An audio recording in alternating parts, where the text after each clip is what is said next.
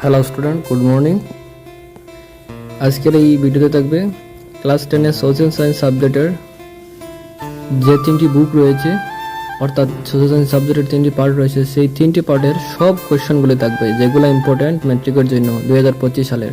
এগুলো দেখার পরে আর তোমাদের কোনো কিছু দেখতে হবে না, কমন পাবেই 100%, যেগুলোর আনসার সহকারে লেখা আছে। এবং বলে রাখি, এই চ্যানেলের মধ্যে তোমরা ক্লাস 9, 10 এবং ফার্স্ট ইয়ার সেকেন্ড ইয়ারের গুরুত্বপূর্ণ তথ্য এবং ইনফরমেশন এবং চ্যাপ্টার ওয়াইজ কোয়েশ্চন ডিসকাসিং সহ তোমরা পাবে। এই চ্যানেলটি সাবস্ক্রাইব করে তোমরা চ্যানেলটি ভিডিওগুলো শেয়ার করে দেবে।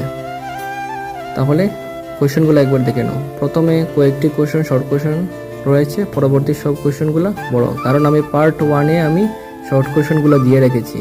এখন পার্ট 2-তে আমি বড় কোয়েশ্চেনগুলো দিয়ে। নাম্বার 1, বঙ্গবিভাজন কোন ভাইসরয় শাসনকালে সংগঠিত হয়েছিল? খুবই গুরুত্বপূর্ণ কোয়েশ্চেন। আমি আর শর্ট কোয়েশ্চেনগুলো দেখাচ্ছি না। চ্যাপ্টার 2, রবীন্দ্রনাথ ঠাকুর কেন নাইট উপাধি ত্যাগ করেছিলেন? এই চ্যাপ্টারের ইম্পর্টেন্ট হচ্ছে সত্যাগ্রহ বলতে কি বুঝো, যে 5 নম্বরে রয়েছে। সত্যাগ্রহ বলতে কি বুঝো, যে তিনটি স্থানীয় বিবাদের ক্ষেত্রে গান্ধীজি সত্যাগ্রহের প্রথম প্রয়োগ করেছিলেন সেই তিনটি বিষয় সংক্ষেপে লিখো। এটা খুবই গুরুত্বপূর্ণ ইম্পর্টেন্ট কোয়েশ্চেন। নেক্সট, তোমরা পরবর্তীগুলো দেখে নাও। আইন অমান্য আন্দোলনের মূল লক্ষ্য কী ছিল? এই আন্দোলনের মূল বৈশিষ্ট্য কি? 7 নম্বর কোয়েশ্চনটা খুবই গুরুত্বপূর্ণ।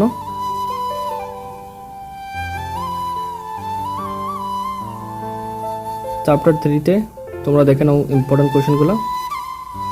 5 নম্বর ইম্পর্টেন্ট কোয়েশ্চেনগুলো, 1857 সালে বিদ্রোহের কারণ সম্পর্কে আলোচনা করো। খুবই গুরুত্বপূর্ণ, যেখানে আনসার সহ লেখা রয়েছে। পরবর্তী কোয়েশ্চেনগুলো তোমরা লিখে নাও। 7 নম্বরে দেখো, ফুলগুলি দেওয়ার উপর একটি টিকা লেখো। এটা খুবই গুরুত্বপূর্ণ, এটা মেট্রিকে আসবেই।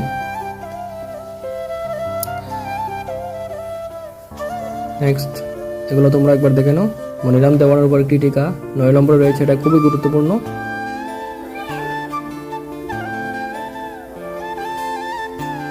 চ্যাপ্টার 4-এ দেখে নাও। সম্পূর্ণ সিলেবাস কমপ্লিট করা হয়েছে একটি ভিডিওতে।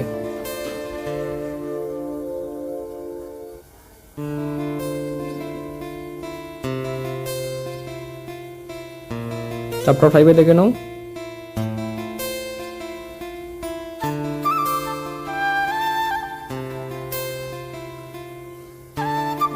একটা কথা বলে রাখি, এখানে যে ভিডিওগুলো আমি ছাড়বো সেগুলো খুবই গুরুত্বপূর্ণ ভিডিও ছাড়বো এবং ছাত্রছাত্রীদের জন্য খুবই হেল্পফুল হবে। সেই জন্য তোমরা চ্যানেলটাকে একটু সাপোর্ট করে দিও।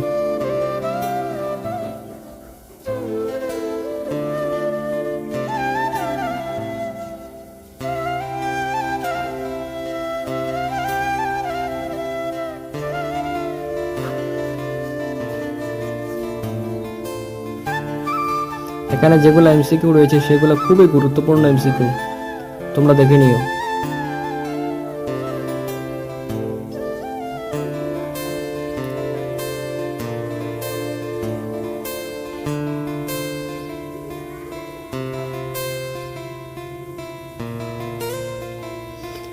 নম্বর রয়েছে, ব্যাংক কি? ভারতের রিজার্ভ ব্যাংক কত সালে স্থাপিত হয়েছিল? এটা খুব গুরুত্বপূর্ণ কোয়েশ্চন 2025 সালে ম্যাট্রিকের জন্য।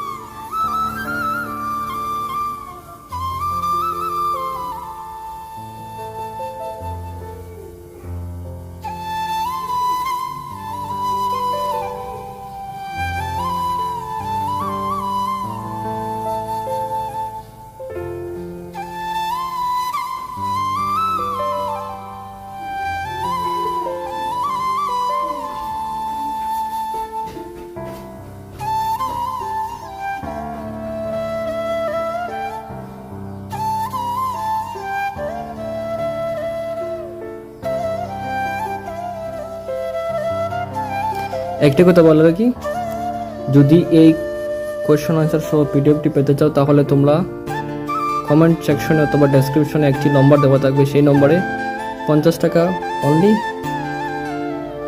অনলি 50 রুপিস তোমরা পে করতে হবে। 50 রুপিস পে করলে তোমরা এই কোয়েশ্চন আনসার সহ পিডিএফটি সম্পূর্ণ পেয়ে যাবে।